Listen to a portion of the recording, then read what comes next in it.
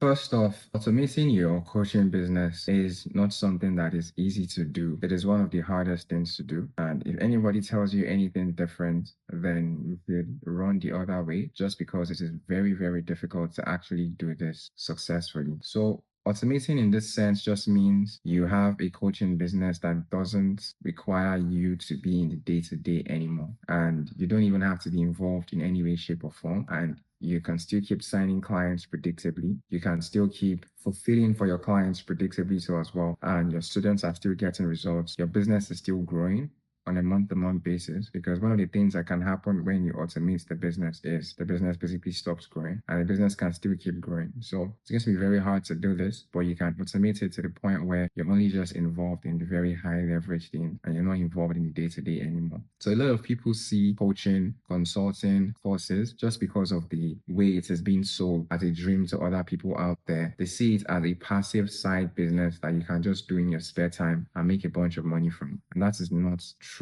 And all the partners we've worked with that are in places where they are making $200,000, $300,000 plus per month consistently from their coaching businesses, they all take this very, very seriously. So there's coaching businesses that have sold for millions of dollars, and there's coaching businesses that are making over $100 million per year. They're making 9 figures per year from a coaching business. So this is actually a very serious business. It's not something that you do on the side and then you hope it's going to make you passive income, quote unquote. This is not what this is, to be fair. And if you want to build a business and eventually get to a point so that you're going to automate it, you have to treat it like a coaching business from the very, very start, like a serious business from the very start, so that you can set yourself up to actually automate this properly. So I was speaking to a prospect on a sales call, and I could just immediately tell that she was just starting from scratch. She hadn't signed any clients yet. She was just about to launch a coaching program. And the mindset she already had from the get-go was, oh, I want to automate this business. This is something I want to do on the side. I don't want to prioritize this. And I actually had to just call out on it right there and then on the sales call, because this is actually a serious business. So if you're just starting out, trying to automate the business shouldn't even be something you're thinking about at all, or shouldn't be something you're even considering to do at all. You should ideally be in a place where you are personally the one fulfilling for your clients. You're the one managing your marketing yourself, because a big mistake a lot of people make is trying to outsource their marketing too soon. And if you do that, all you're literally going to do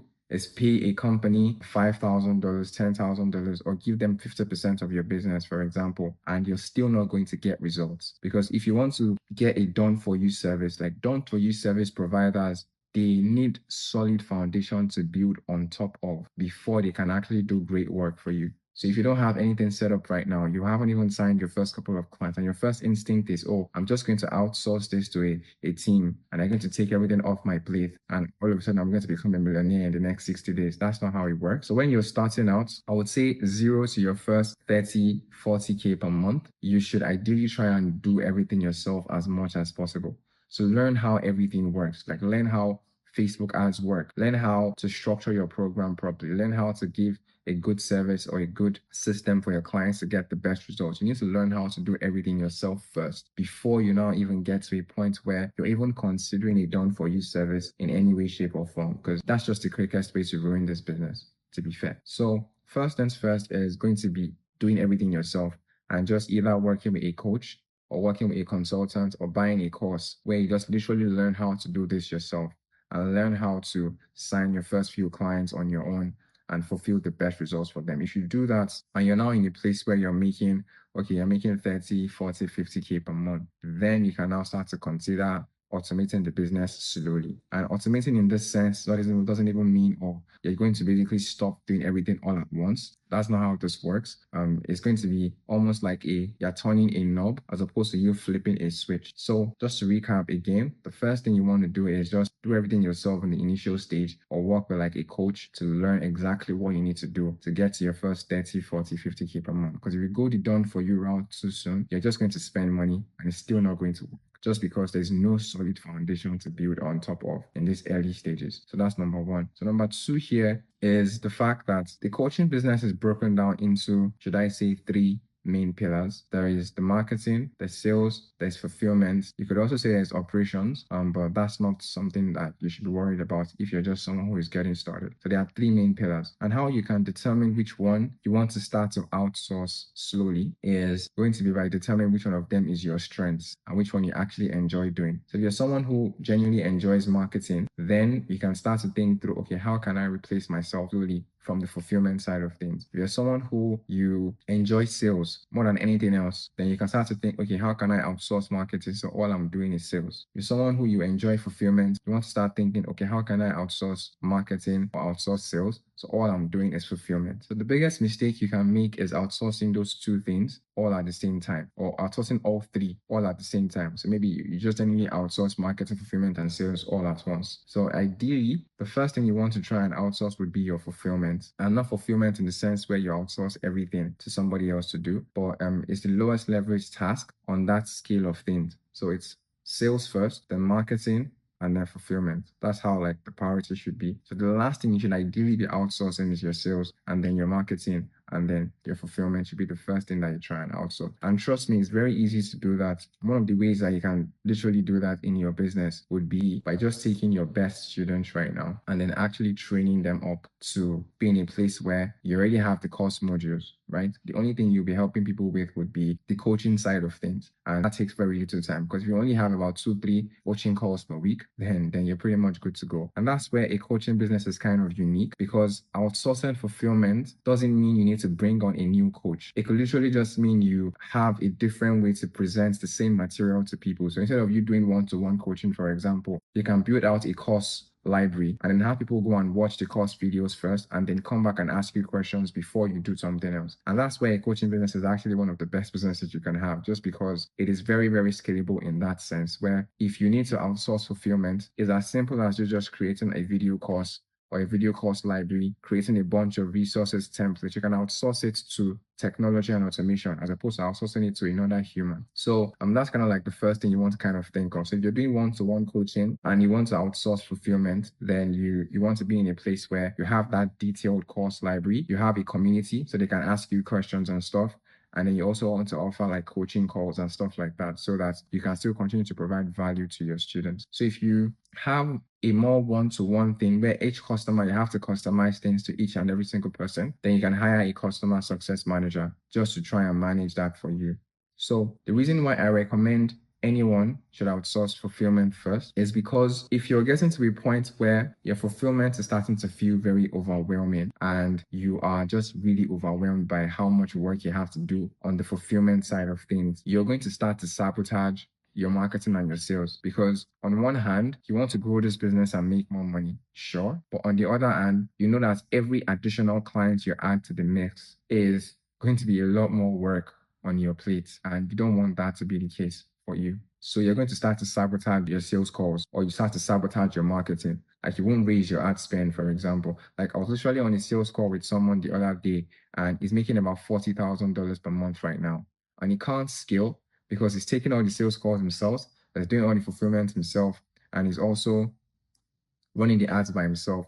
So if he tries to scale the ad spend a lot further, he's going to have a lot more work to his plate. And right now, he already feels like he's at capacity. So you see what I mean? You're just going to literally sabotage yourself if you do not have that in place where you can start to outsource the fulfillment and you're not even as involved as possible. And the different ways you can do that is what I just mentioned, where you have a video course library, templates, checklist, a community. You're only now taking coaching calls to the group as opposed to one-to-one. Or if your program is more customized to every single prospect and you need to have like a more customized touch, then you can add customer success managers who are going to now do the one-to-one work for you. So once you remove yourself from fulfillment, then you can sell more students as much as possible without you feeling any type of way and without you sabotaging yourself. You can reach your ad spend because you know for a fact that you can handle, regardless of the number of students that are coming in, you're able to handle it properly. Like we had the clients that we literally helped that add about $892,000 in 21 days. And the only reason why we were able to scale that fast is because the client is no longer involved in fulfillment. She literally has a team that does all the fulfillment for her. She has a bunch of coaches. So she didn't have any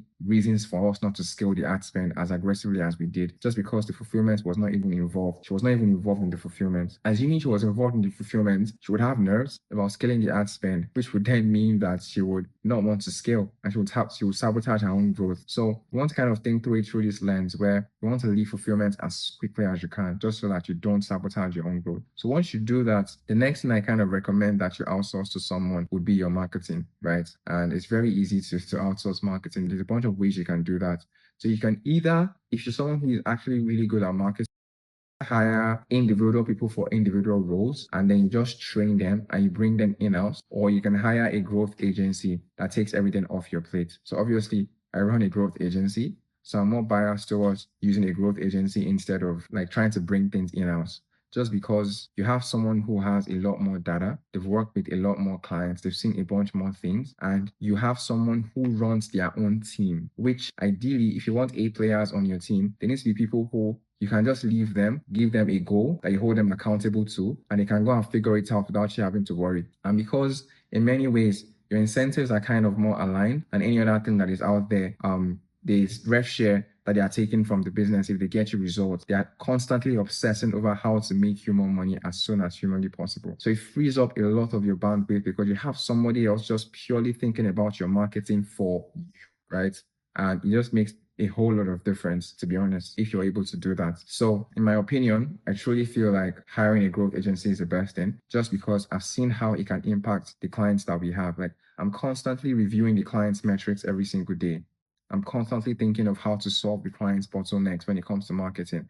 I'm constantly coming up with new ideas. If the client is facing any issues, I'm going out there, I'm going to go and hire the person for the client. Like for example, one of our clients, we needed more sales reps. I went out there and tried to find more sales rep for the client. So if you have people in-house that kind of look up to you as like the leader of the organization, and then they are looking for you to give them ideas on what to implement, it's going to be very hard for you to grow because you're basically the smartest person in your organization. One of the easiest hacks for you to not be the smartest person is to bring on a growth agency who is a lot more experienced at marketing than you are and is going to actually prioritize the company's growth because their incentives are very aligned with your own. And they know the only way they are going to make more money is if you make more money.